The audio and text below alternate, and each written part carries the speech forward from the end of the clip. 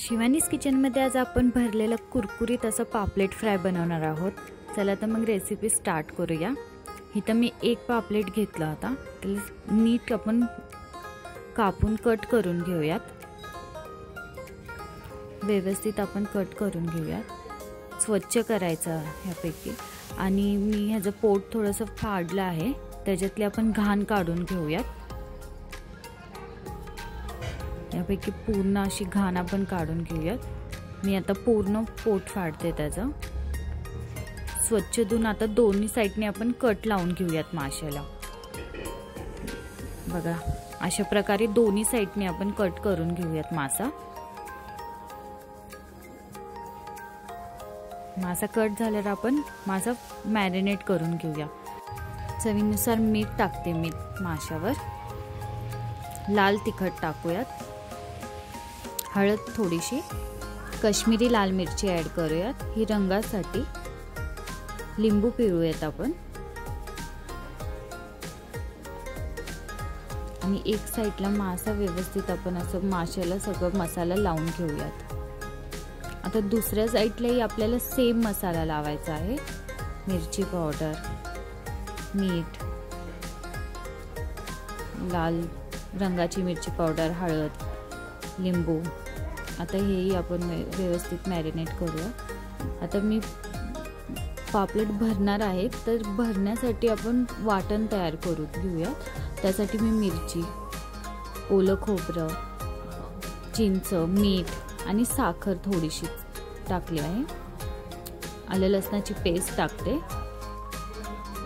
आणि कोथिंबीर घेऊया आपण। आता हे पाणी घालून आपल्याला व्यवस्थित बारीक वाटण करून घ्यायचंय। वाटण बघा असं बारीक व्यवस्थित केलं आहे। तेलामध्ये एक बारीक कांदा चिरला आहे, तो आपण परतून घेऊयात व्यवस्थित। त्यामध्ये वाटलेलं वाटण टाकूयात आणि ते तेल सुटूस तर आपल्याला परतून घ्यायचंय। 10 ते 15 मिनिटं लागतात हे वाटण परतण्यासाठी। आता आपण गार करून घेऊयात वाटण आणि मग पापलेट मध्ये भरूयात। अशा प्रकारे पापलेट मध्ये सगळा मसाला आपण भरून घेऊयात।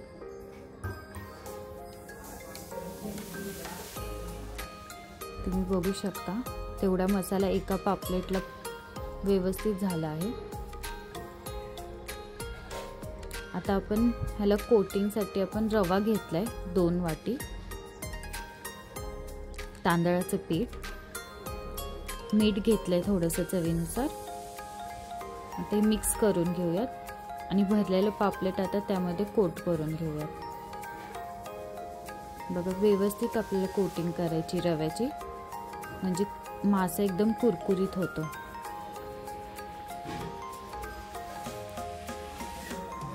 आता हा आपण गरम तेलामध्ये फ्राय करून घेऊयात बारीक गॅसवर। बघा, एका साइडनी व्यवस्थित फ्राय झालाय। आता दुसऱ्या साइडनी आपण फ्राय करूयात। बघा किती छान रंग आलाय, खायलाही खूप छान लागत होता हा मासा। आतलं त्याचं वाटणही खूप छान लागत होतं।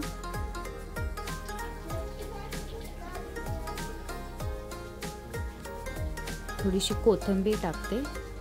जर तुम्हाला पापलेटची रेसिपी आवडली असेल तर चॅनलला सबस्क्राईब करा, शेअर करा आणि लाईक करायला विसरू नका।